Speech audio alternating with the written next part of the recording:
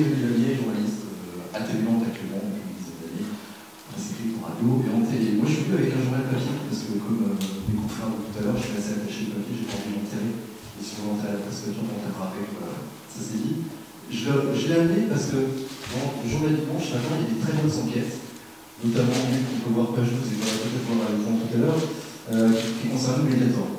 Tout ça pour dire que ça c'est une enquête super bien ficelée, c'est un dossier complet, bien réglé, il n'y a rien à redire, sauf que on sait très bien que l'aventure, le plus passionnant, il n'est pas là. Il est dans tout ce qui s'est passé avant. Aujourd'hui, un journal, un article, c'est ça. Un lecteur qui visionne le résultat d'une enquête. On se demande si on ne pourrait pas montrer ce qui se passe avant cette enquête. Parce que moi qui suis journaliste, je peux vous assurer qu'une enquête, c'est une aventure, c'est de la sueur, c'est des journées de doute, c'est des portraits qui ont mené, tout ça c'est une histoire et ça se raconte. Autre proposition, et si on permettait aux lecteurs de participer à l'enquête? Ce concept-là, c'est 102 heures. Voilà, c'est 102 heures, c'est-à-dire 102 heures d'enquête collaborative à suivre un journaliste professionnel. Le début de l'histoire, c'est tous les lundis matins, sur un site internet, le nôtre, sur la colonne de droite, les sujets ne sont pas encore là, il est 8h50. À 9h, les sujets arrivent. C'est le top départ, un compte à rebours commence, il est en haut, vous voyez, on a commencé à décompter. Le support de ça, c'est cette carte. De la vidéo, des tweets, voilà, tout contenu qui peut alimenter le sujet, apporté par le journaliste et par les internautes.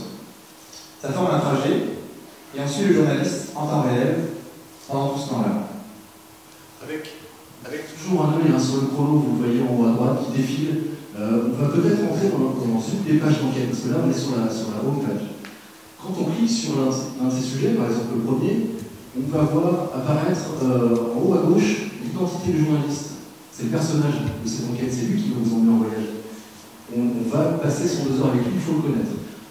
La colonne centrale, c'est la timeline de l'enquête, une mise à jour comme un fil AFP de chaque nouvel événement, chaque nouvel élément de l'enquête, avec toujours en page éditorialisé le fait saillant, l'élément saillant de l'enquête de la journée, et avec toujours un point de repère en haut à droite sur la carte sur son positionnement. Cette enquête, vous allez pouvoir y participer. Tous les internautes vont pouvoir y participer.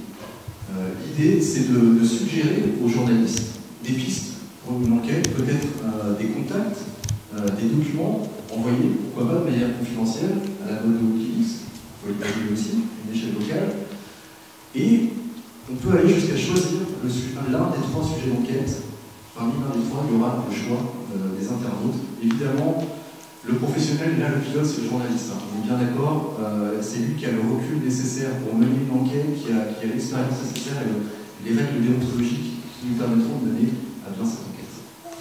Et moi, je trouve ça rend carrément addictif le truc. C'est-à-dire que pendant 102 heures, vous commencez à vous familiariser le lundi matin, et puis vous y revenez, parce que vous pouvez collaborer avec le journaliste, il prend en compte ce que vous dites. Et ça, c'est fou, on y revient. Et addictif, moi, j'ai trouvé le projet, j'ai envie qu'il naisse, et puis j'ai envie de le voir en tant qu'internaute d'abord. On a travaillé à 7 là-dessus, et j'avoue qu'à 7, on a formé une équipe super complémentaire qui donne envie de le voir. Journaliste, JRI, chef d'édition, un responsable commercial pour le développement. Alors tout ça, ça a un coût. On a estimé un investissement de 30 000 € en coût matériel, plus 210 000 € par an. Sur 2 ans, ça fait 500 000 € pour le lancement. Il y a des moyens de financement. On va en citer 2. Le premier, c'est un magazine de 12 minutes à vendre aux télé, et on leur vend clé en main. Le deuxième, ce serait un pack, notre plateforme plus un journaliste, qu'on propose à une marque, un organisateur d'événements. Et on suit l'événement à notre façon. Voilà. Voilà, donc on a bien avancé en 48 heures, je vous avoue qu'on est plutôt content de nous. Il nous reste beaucoup de travail. Dans les mois qui viennent, il va falloir développer la plateforme, on va la développer, on va tourner le pilote, on va développer des équipements techniques qui vont équiper chacun des reporters. Il y a beaucoup de choses à inventer aussi.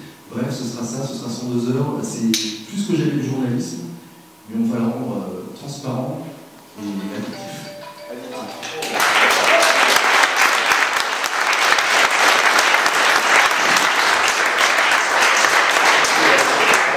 Je propose que le reste de l'équipe vienne nous rejoindre pour les questions, et puis qu'on nous voit tous comme ça.